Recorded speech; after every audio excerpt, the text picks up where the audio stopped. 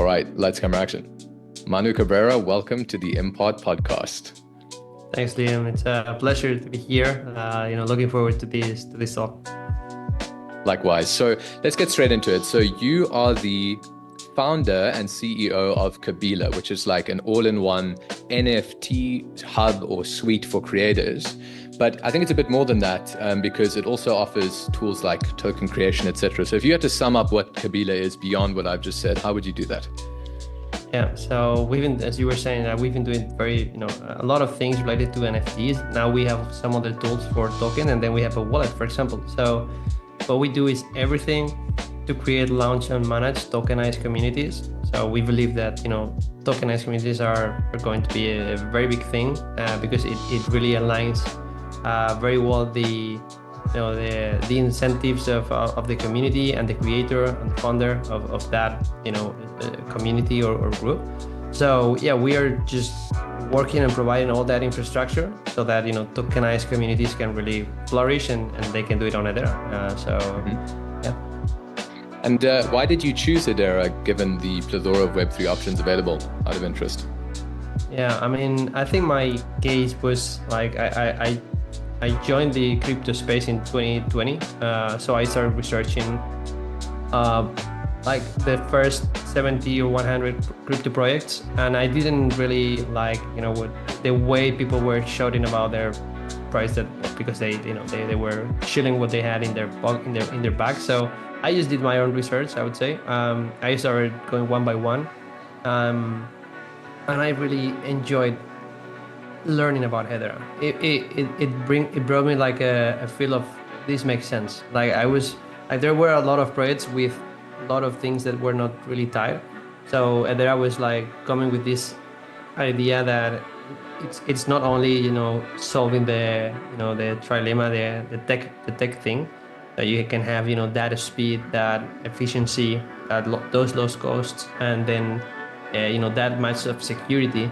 But also it solved to me what is the biggest issue, the biggest problem, which is governance of something that important as the layer that it's going to have the whole economy, or almost the whole economy. It's going to be tokenized. Everything is going to be tokenized. So that's trillions of dollars.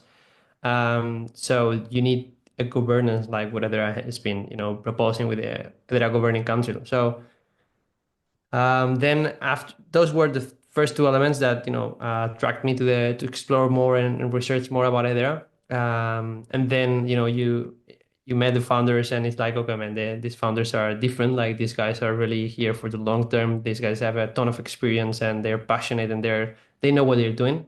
I would say everyone working at Hedera they really know what they're doing. So it's a very serious team behind the whole thing. And then another even more incredible thing, it's the developer experience that you have on Hedera. That is something that you cannot find anywhere else on this space. It's not because the documentation and everything is very well organized, very well explained. It's the tech. It's nice to use, and then you have the other SDK services, like the native services. So the other consensus service, token service, that you can program a lot of stuff right away without having to know anything about Solidity. So yeah, it's really an amazing place to build anything about anything related to Web3. I think there is still I don't know how there is no more people here building and working, honestly. But hopefully we see more. Yeah, likewise. I share your views on that very much, and it does surprise me and has surprised me for years. I know that Kabila has been around for a while, and I'd like to get into that journey just now. But I've also been kind of tracking Hedera since its launch, and I just remember as soon as it came out, and I heard Lehman speak, and I heard Man speak, and the first time I saw it was actually on Hidden Secrets of Money with Mike Maloney, I think, and I remember watching that and thinking, wow, this is different. This isn't blockchain, This sounds like something that will genuinely work in the real world. And my goodness, it works. And so, like, where are we? Because it seems to be really the only one that does work out of the whole variety of them. A good example, when the president launched his token the other day, we saw the entire Solana network just absolutely go haywire and malfunction. Fees were through the roof, prices skyrocketed. It wasn't a good situation. And I just thought to myself, wow, I really wish he had launched it on Hedera. Why didn't he? Because I'm pretty sure the American government is fully aware of the existence of Hedera. I think Elon Musk certainly is, as we know. And I Yeah. think the main thing is, it's as you said, like, NFTs, which are the main focus of your platform, they used to be like, just a piece of art that was digitized. But now, because of what Hedera offers, we can tokenize ownership. We can have real, meaningful smart contracts that underlie those NFTs. And that is going to create a whole new world for creatives, which, as you know, I'm super interested in. And so I'm really glad that you chose this. And yeah, just tell us a bit about like the journey to this point. So you discover Hedera, you see that it's an amazing opportunity, and then how does Kabila come out of that? Yeah. So after learning about it there and started investing, some of my, I'm not a big investor, but I have some funds, for my personal savings. So I started investing on there, and then I started, playing with what we had back then. Like we had the Chuck Wallet, we had the Gomin NFT marketplace. So at that time, it was very fun. You were logging with sending HBAR with a memo and stuff like that. Hmm. But they were the first NFTs, they were the first, dApps. So it was very, very cool to be there and trying to grow with the first creators and builders. So one of the things I launched my some NFTs, I just created a few, one collection or well, three small collections in a weekend just for fun, just to learn, and to play with that.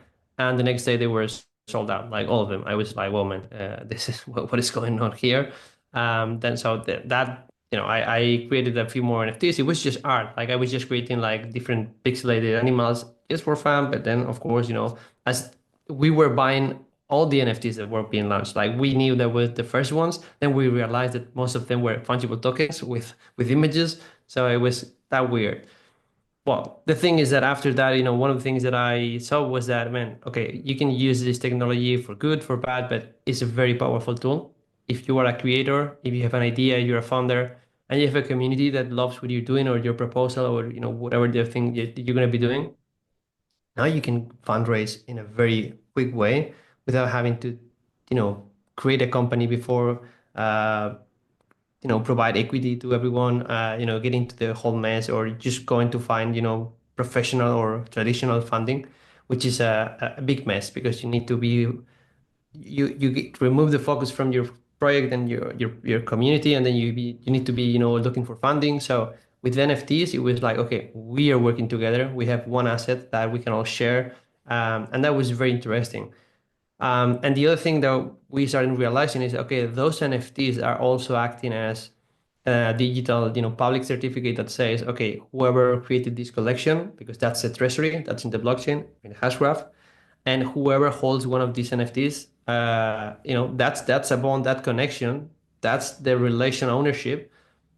That is big. That is very big. I think it's even more important than fundraising. You are now the owner of the most important asset that you can have, which is your community. So that is now being used and exploited by dApps like Plazas in Kabila or Galaxy Worlds, where now you can log in with your account and say, okay, look, this is are my collections, and instantly anyone who holds one of your NFTs or brand NFTs, then he's there. So that will change everything. Now we have this now, but at that time in 2022, when I was starting working on Kabila, we didn't have any of this. It was, there was almost nothing, like not even a self-service launchpad or NFT creation tools. Like you had to ask a lot of favors. So Kabila was born out of, man, it would be so cool to have so many tools, and now we have them, and now we're busy, but it's been very fun, and there's a lot more to come. There's so many things that will be built from Kabila and other platforms. Well, as I'm sure you know, Lehman's dream for the hash graph was really swirls to create these like shared worlds where you could like create the parameters and rules for like a little world between you, and it could just be you, or maybe it could be you and one other person or a few other people. And you brought up Galaxy just now. I kind of missed out on Galaxy. I only became aware of it this year, to be honest. And I see that Mhm. it's not quite what it once was, or at least I don't think it is.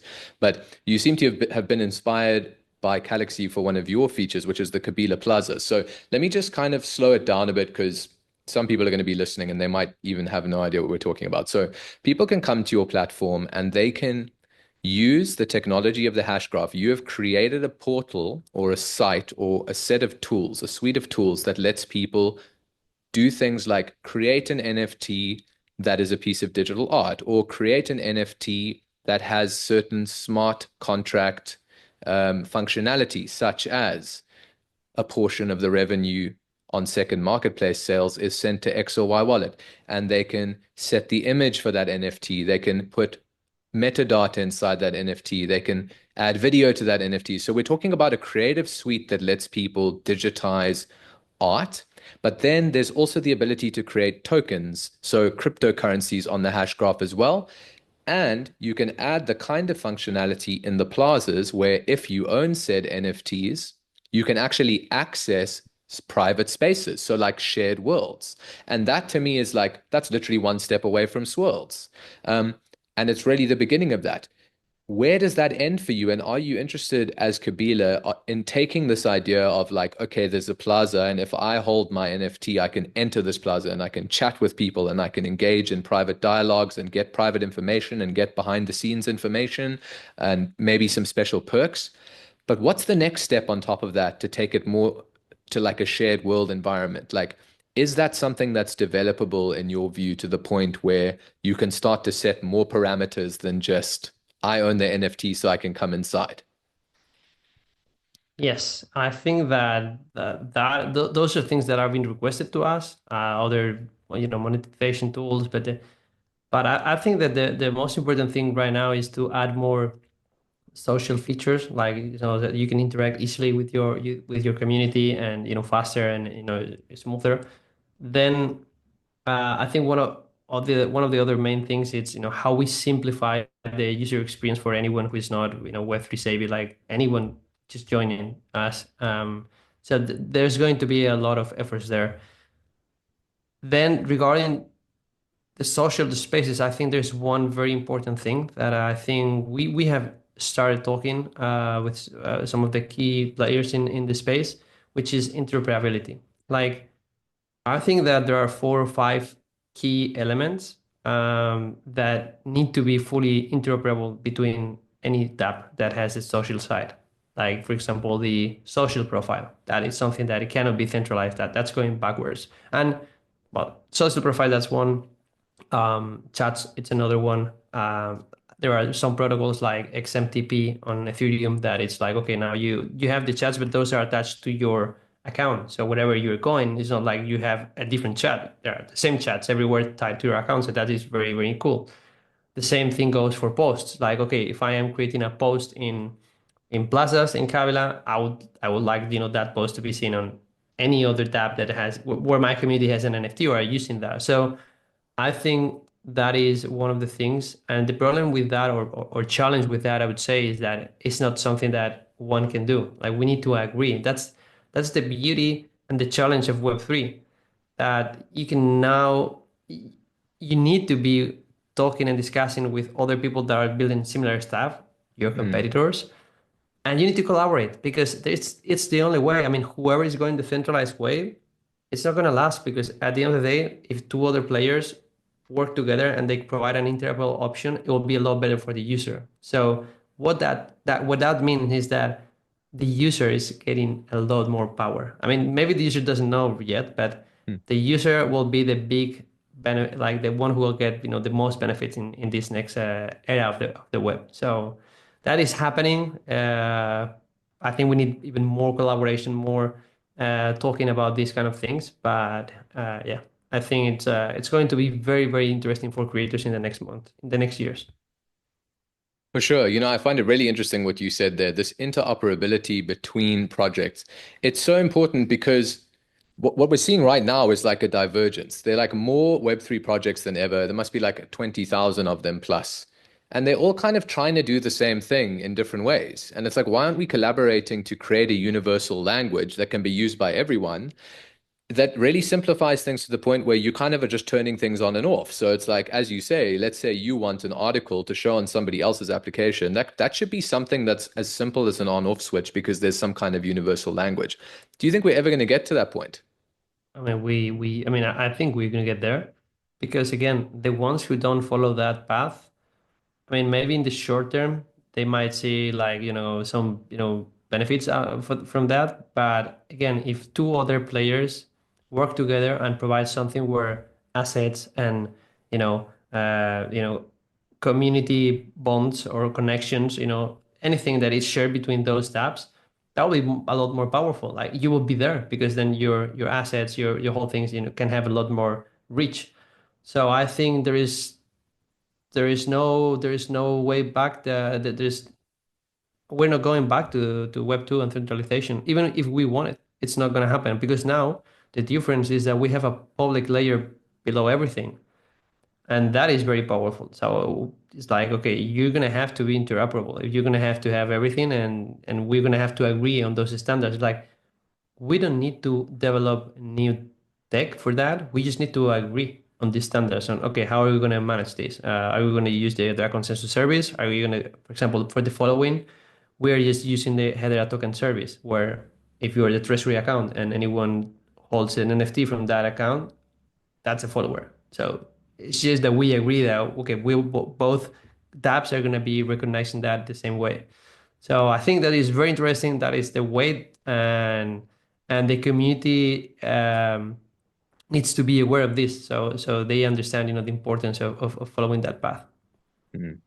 What I'm looking really forward to in the space is like with NFTs, obviously, and Earthlings is doing this, and they're also in the Hedera space. They're the first ones that have started speaking to me about, well, can we take an NFT from one game and put it into another game, for example? And can we have an AI that automatically translates the style and the look and the feel of the NFT and then creates like a submint under that NFT? And I've been waiting for this because like the tokenization of assets like that cha will change the whole world. Yeah. And I'm interested to know, like, where do you see, so Kabila is kind of like enabling people to create these digital tools. Where do you see Kabila being in Web3 like in years to come? And like what is your vision for it ultimately? Because like to me, it's like the sky's the limit. Do you just see it as something that you're going to continue to build and improve on? Or do you have like a place that you'd really like to be right now, in 5 years' time, 10 years' time? So yeah, I mean, we've been the good thing is that since the very beginning, we knew what we wanted. Like we want to be that place for creators where they can find everything to create, launch, and manage their tokenized community.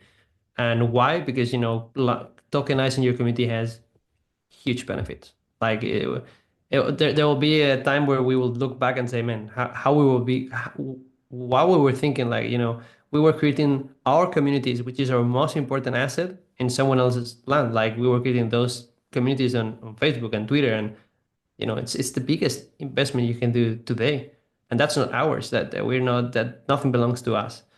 Then, of course, then there are other benefits. Like for example, the having one shared asset, from a whole community, it's very powerful. Like it's very powerful in the sense that now everyone is really part of the same journey. If the thing goes well, everyone will be benefiting. If it goes bad, of course, everyone will be losing. But it creates this bond, this connection, that it's a lot better than just one with the project and then the others just apart, from that. Then there's royalties. The royalties to me are the new subscription. Like we've seen a lot of friction from Web2 creators that say, "Hey, man, I prefer the subscription model," and we're like, "Man, the royalties are going to be your subscription, and these are going to be very, very interesting if you do it the right way."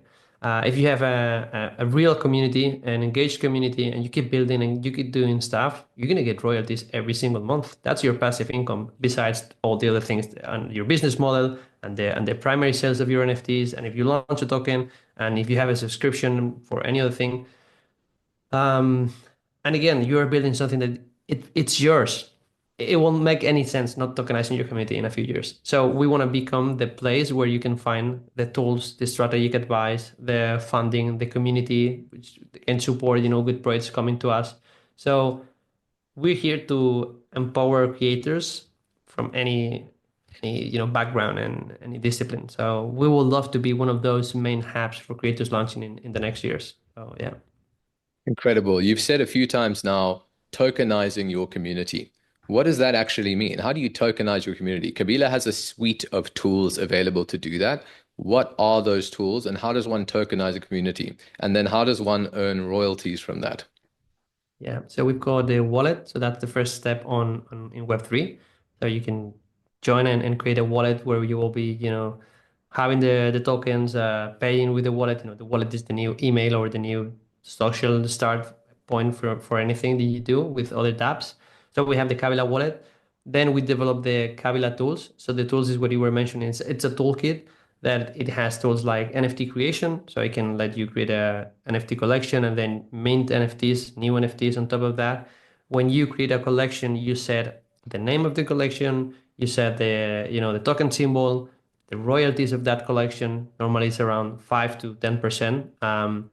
So it's very simple. Everything has a tutorial, so it's step-by-step process. Everything is self-service. So normally what people do is, okay, first step one is they create a wallet. They fund the wallet with some HBAR.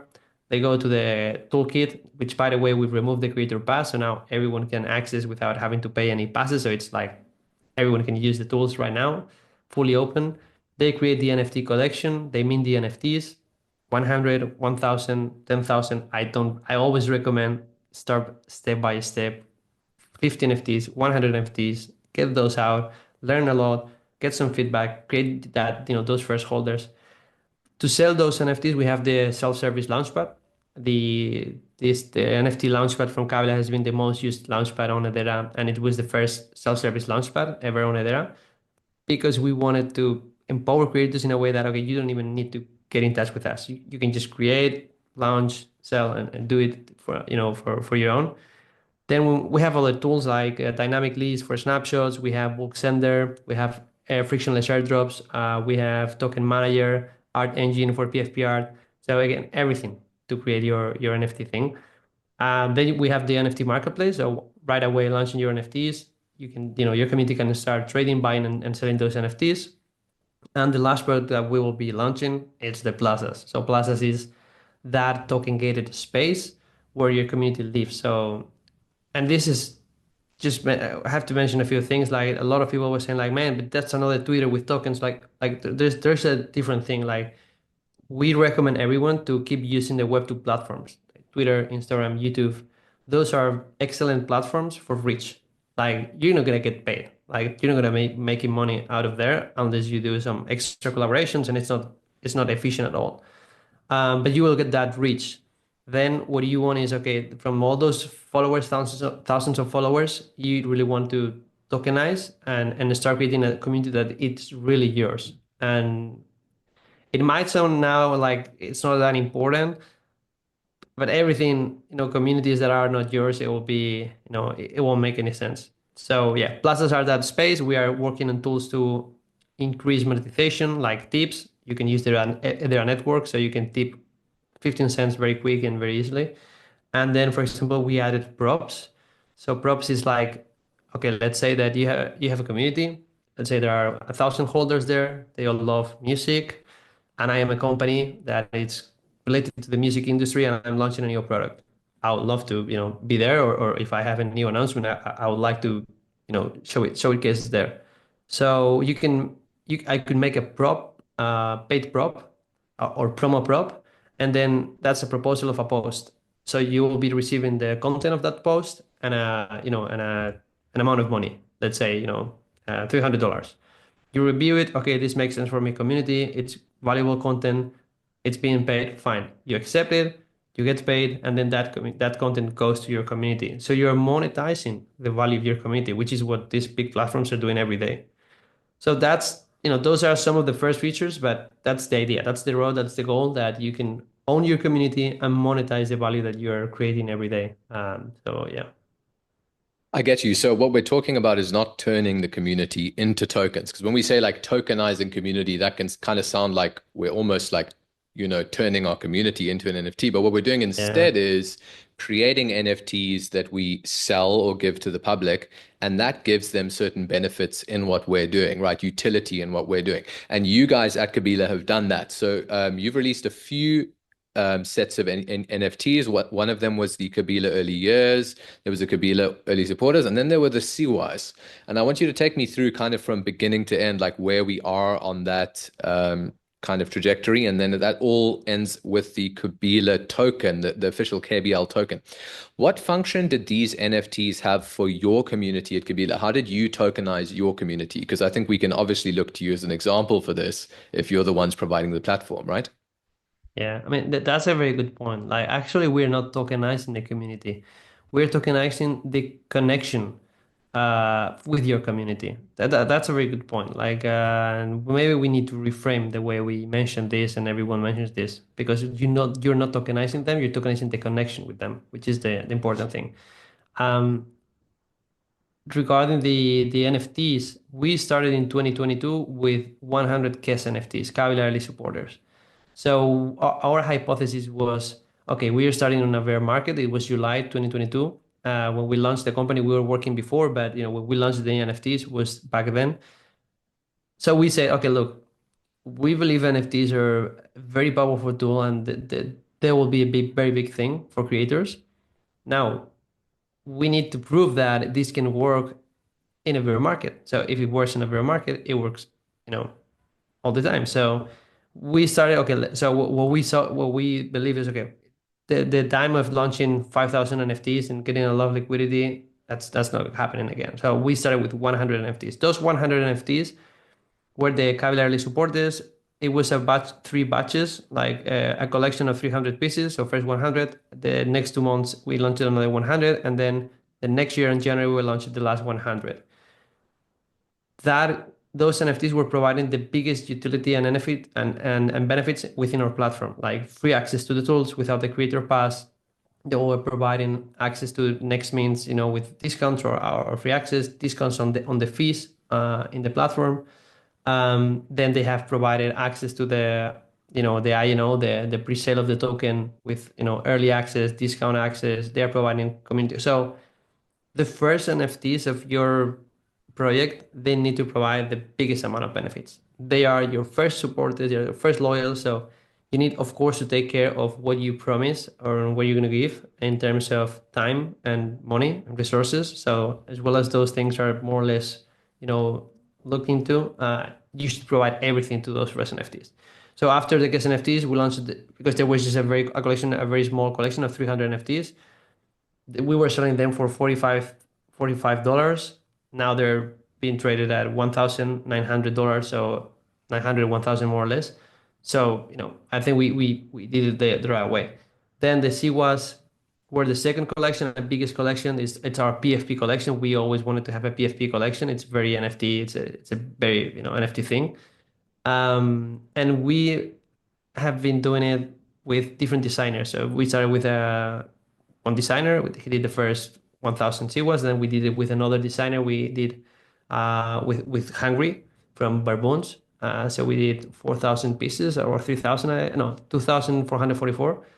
And now we are working on some stuff that we haven't announced, but we are working more with another designer.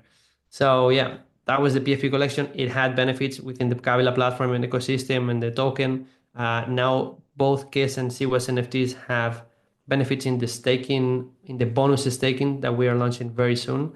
So again, we are trying to provide benefits to the ones that have been supporting us, and of course, those are the NFTs that give access to our plaza, where we're going to be, doing a lot more content and doing, and that will be the place for Kabila. We're planning to shut down the Discord and move to the plaza eventually.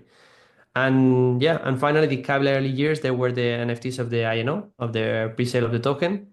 Those NFTs provided some benefits. They still provide access to the plaza. And yeah, and then the token is like the final asset. They will be the last asset, we launch. And that's the token, it provides a lot more flexibility in some things. So yeah, I would say that the way we did it is what I recommend anyone doing it. Start with NFTs. I mean, right away launching a token. If you haven't done that before, I don't know. I would always start with NFTs and then maybe look into, launching a token. For sure. So your NFTs, as you said, have utility within your ecosystem. Let's give people a few examples of like the utility of NFTs in the ecosystem. So like if I go and I buy your COA, so I go buy your early supporters or your early years, what did that actually give people at the end of the day? Because ultimately you could mint 1,000 NFTs tomorrow on your marketplace, spend a buck or two on that, and you could sell not a single one of those because you haven't effectively thought about how to incentivize people to buy them. And you certainly can't incentivize them with the kind of good hope of making a profit because that would constitute selling securities, as we know, right? So, how does one incentivize a community to invest in NFTs without offering them securities, but while offering them ample benefits that makes them invested and interested in what you're doing? Let's get into the specifics for people so that we can inspire them. Yeah, that's a very good question. I mean, I think that at the beginning of a project, you can promise utility, but you're not going to have utility, at least until the next year or more. I mean, it's hard to build utility. Uh, Especially if you are not a developer or have a tech team, it's a bit harder. But I think when we work with NFTs, we work in five things. We work in branding and storytelling, community, strategy, utility, and art. So utility is just one of those five things. There are other four equally important things. So maybe at the beginning, the art, we think that it's very important. It tells a lot, the art of a project. If it's AI or not, if it's been taken care into every single detail. And if there are some, for example, in the first case NFT that we launched, we added a PDF, a hidden letter from the team, signed by all of us, thanking them. It was like a surprise thing. So these kind of things, it tell you like there's some guys, putting like real passion into what they're doing. Then there is the community. Some of the most successful NFT projects, they are not utility projects. They are adding now some utility because they get a lot of funding, but what they are amazing brands and amazing communities because they were first amazing brands. So I think that I I've bought some NFTs that I know they're gonna have any utility. I don't care about if they have or not utility, but I respect the team. I love what they're doing. I connect with what they're doing. I just want to be part of that journey. I just want to see what that takes us. Like for example, with Dead Pixels, I know I don't care about the utility. If they provide utility, fine, but I don't care. What I like to see is I like to see how they innovate, how they do crazy stuff, how they are. I just love the art. So I think if you look at birds, especially at this point where there is not much infrastructure to provide utility, what it's been the key factor is the how powerful is that brand, how cool is that art, how cool is that community. So yeah, those are things that are important as well. I love that. And what you guys did recently is you distributed an airdrop of your KBL token to holders of the NFTs. So, how far along in that process of your three sets of NFTs did you actually decide that you were going to do that? Did people know right from the start that they were going to get the KBL token when they bought the Kabila early supporters, or did they know by the time of the CWAS, or did they know by the time of the Kabila early years? Like, I'm super interested to know when you brought that in. And what was the other particular functionality or promise behind the first two sets of NFTs, or was there just none? Did you just say, like Dead Pixel said, we're going to add utility to these moving forward, which seems to be more than enough in most cases, which is really promising. Because I think that a lot of people, when they invest in a project, they're very much investing in the people behind that project and the promise of that project that they see based on those people. So I'm interested to know the specifics behind what you offered, which was more my last question, rather than something a bit more abstract, because obviously it's going to vary person to person. And we know that the Kabila team is highly trustworthy. And by the way, was it just you at the start? Like, at what point did the team start growing? And obviously that would have stimulated more interest in what you're doing as well. So just to recap, what was the particular utility of your NFTs, if any, or was it just like we're going to add a utility later? And then when did the KBL airdrop come to play? What are you doing with that now, and how did the team start growing?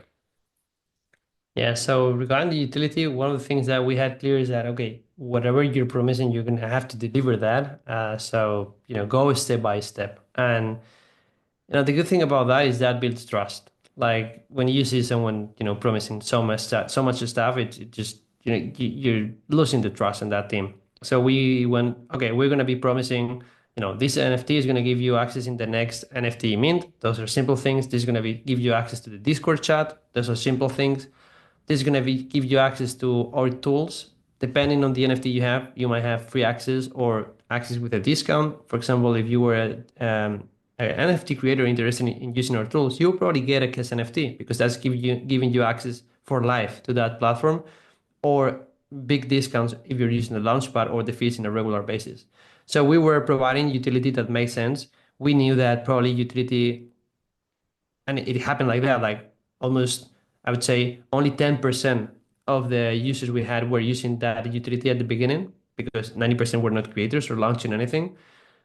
But you were building an NFT that had a reason to be, a community with a real purpose, with a real goal, with a mission. And I think that is very, very important. Like we were always like zero bullshit, like kind of like Hedera, and try to zero hype all substance. So trying to build useful stuff. And I think that at the end of the day, the NFT captures somehow the value.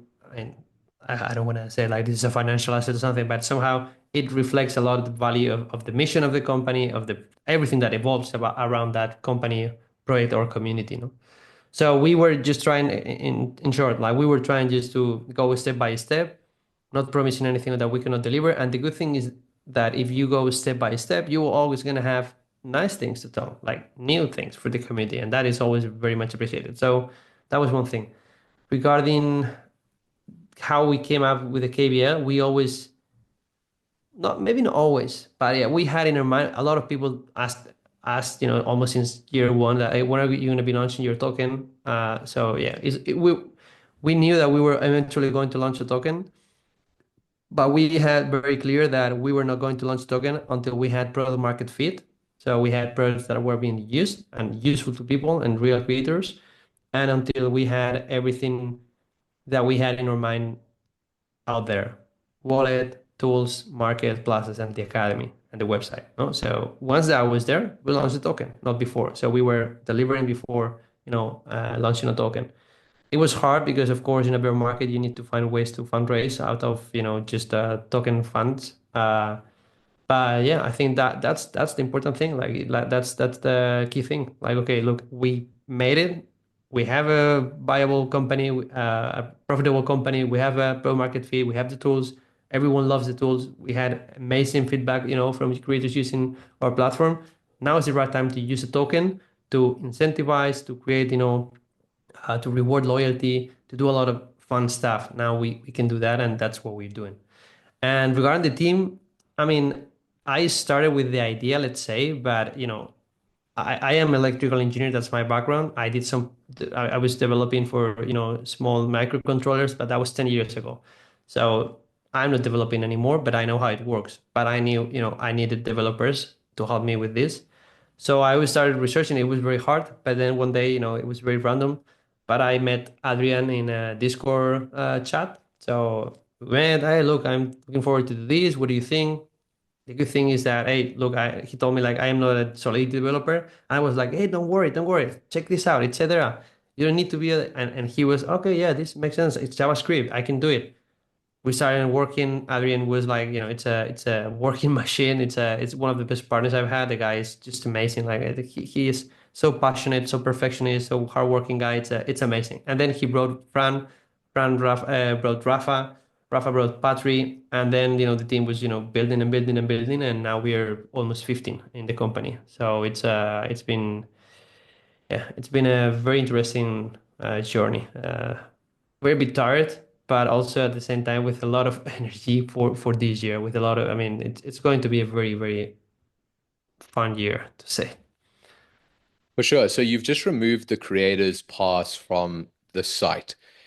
You spoke just now about when you tokenize a community, you can earn royalties from the kind of secondary marketplace sales of your digital assets. To put that even simpler, you sell NFTs and then people buy them. And then when they sell them again, you get royalties of, let's say, 5 to 7%, whatever you set. And you can set those parameters on Kabila, which is great. You've got 15 employees at Kabila. Now, you've sold 3 sets of NFTs and you've created a token and sold some of that.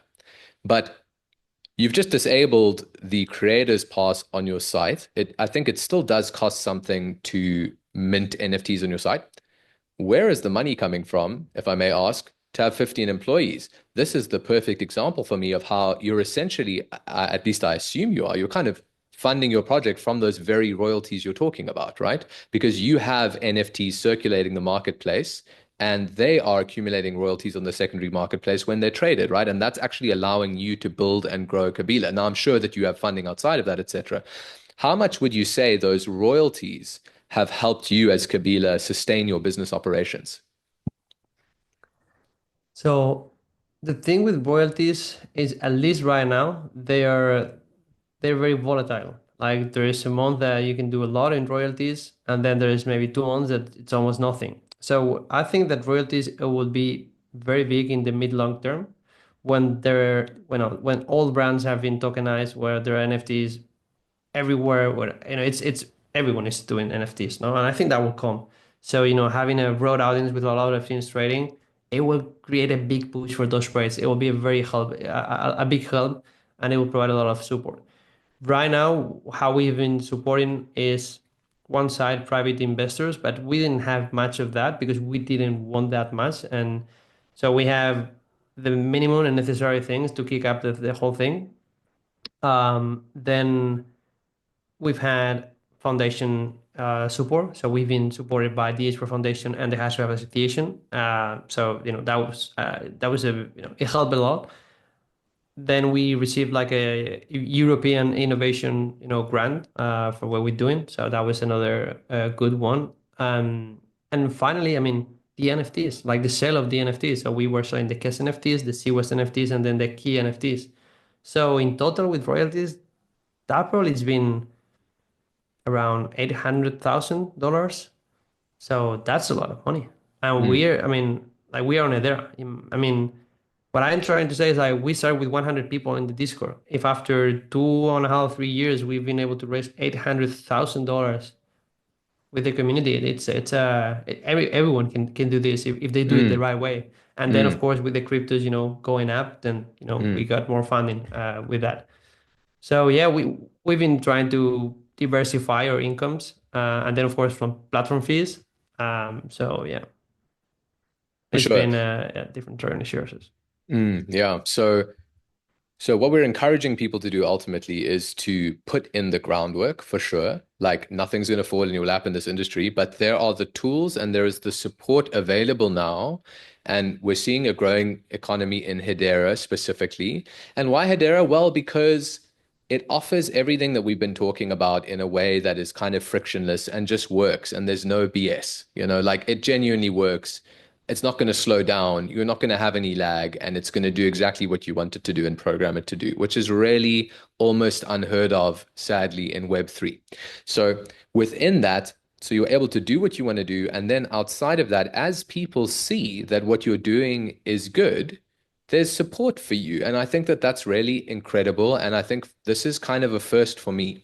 And this is why I was so thrilled when you agreed to come on, because what I'm not used to as a creative myself is people kind of being open to help. And what I'm seeing in Hedera specifically is this attitude of giving and growing and supporting creative art and creatives and creativity and like kind of freeing the creative spirit of man, which is what we're all about at Impart. And this is really encouraging to me. And so it's really amazing to see you guys doing all of these things. So I just really want to like give you a kudos on that. It's amazing. And I think that you deserve all the success in the world. You Thanks spoke a just lot. now about all that support, but you let me in on something just now, which is big news, which is that you have partnered with Hedera on something, right? Why don't you tell us a bit about that?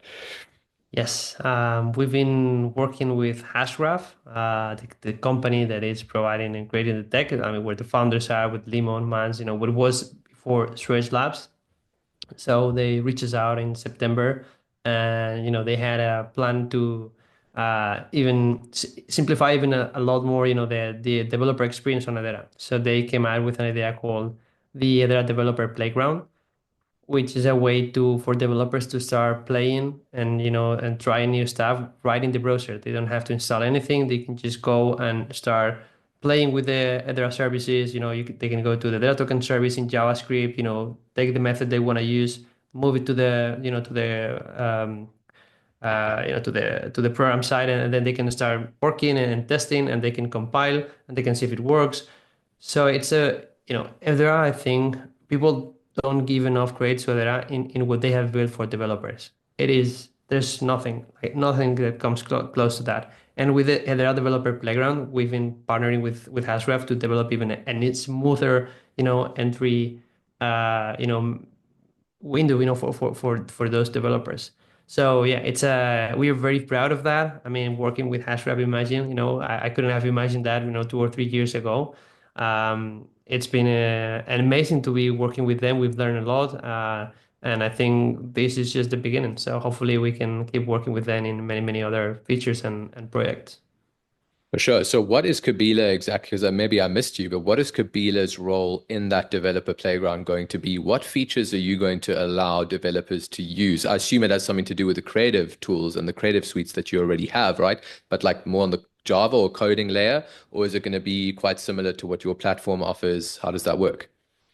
No, so this, let's say this doesn't, this is not related to what we have, the products that we have. So this is a specific for, when you are a developer and you're coming to Hedera, you're gonna have to go through the documentation, learn about the different methods, how to create a token. You will go to Hedera token service, okay, create token, mint tokens or mint NFTs, and then you have to install the whole thing in your in your computer and start playing. So this is like a browser-based playground where they can start trying the different functions that already has.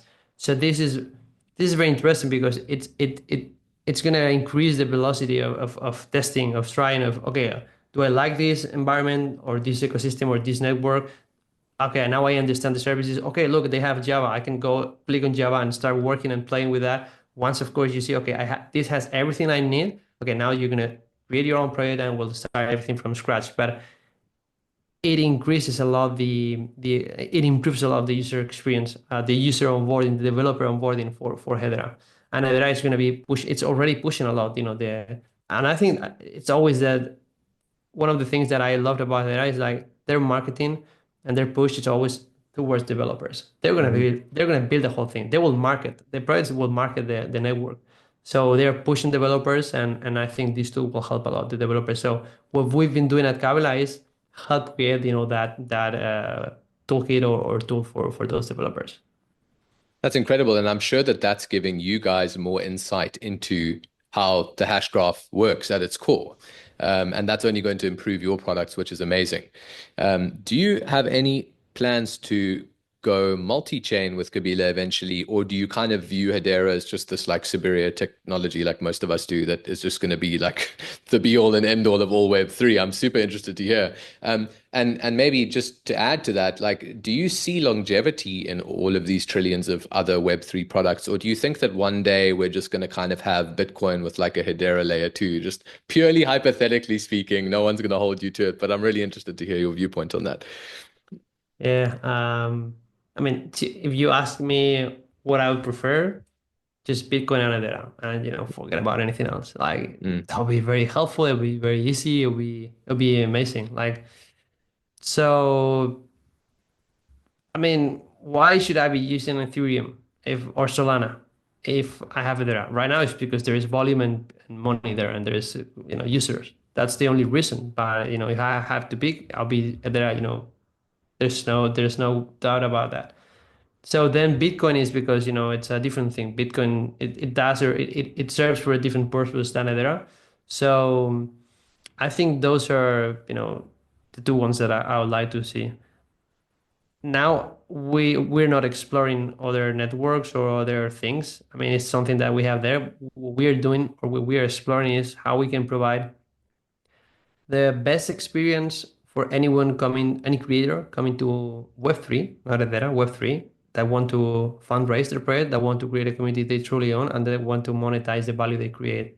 And if they don't have to even know about Hedera or whatever chain is below that, that's the key thing. Like technology only matters to us, and it matters to people investing in tokens. But for creators that want to solve their problems, And what they don't care. Like what they want is that it's easy for them, easy for their users or community, and it's not that much expensive. It works well. It's easy to use. So that's where we are focusing now. And to us, Hedera is the best option. It's the best solution to get to that. So yeah. 100%. I think I agree with you there wholeheartedly. I have one more question for you, and that is Kabila using AI in any way, or how do you see yourselves using AI in the future? And really also, just regarding the last question, do you maybe see AI as maybe becoming like an interoperability bridge between all of these other lesser chains to Hedera, or maybe do you think that that's going to become irrelevant and maybe it'll just end up telling us, hey guys, it's time to move to Hedera because it actually works. Stop wasting your time. That would be a good AI. Yeah, that would Yeah, be I like agree. the ChatGPT 5 probably will say those kind of things. Yeah, dot Lehman, ChatGPT 5.0 dot Lehman, yeah. Definitely. I mean, if it's a good AI, I should recommend that. Mm, I haven't thought about AI helping in that sense, but if it's a problem, AI will solve that. It will help with that. And I think, as you were saying, interoperability will be key. Uh, as we were mentioning, with social stuff within Hedera, but with other chains, that is very important right now that there is so much diversity. I think that eventually, as Limon said, just a few layers will, get 90, 80% of the traffic and transactions. Hopefully, Hedera is one of those. Um, and then regarding AI, yes, we are exploring AI. It is. I wish I had more time or we had more time, but we are making time for that because that is coming. It's coming. It's already here. It's something that if you get data, massive amounts of data, which are in the blockchain, and you get AI, and then you have a problem to solve, and you combine both, that is amazing. That is very, very, very cool. So yes, we have already started working on AI stuff this year. I cannot say too many things about that, but there are different places in the company that we are applying already AI to improve the experience or the processes or stuff like that. fantastic. Manu, thank you so much for the time. Is there anything that you would like to leave our audience with today? Well, nothing. I mean, if they are creators or they have a project or an idea, I think this is, I mean, it's not because we have Kabila. I mean, of course, it's in our very best interest, to help as many creators as possible. But I honestly believe that this is the future of fundraising, of marketing, of community building. That tokenized communities will be the big thing. I think social fights, it's going to be a lot bigger than we think, and this is the best moment to start, like to play around, to learn, to fail, to this is the moment because I feel it like it was with like Facebook ads or Google SEO, like those ones that started playing with that, they have a they had a big advantage then. That they those are the ones who build the biggest businesses and biggest communities and biggest brands. So I think we are now in that same place. Tokenized communities will be everything.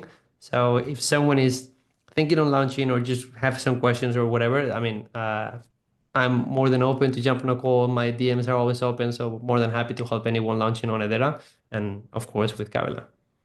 Fantastic. And what an amazing example. Can everyone please follow that? Thank you so much. Thanks everyone for listening. We'll see you in the next episode. Thanks, Manu. Thanks, Liam.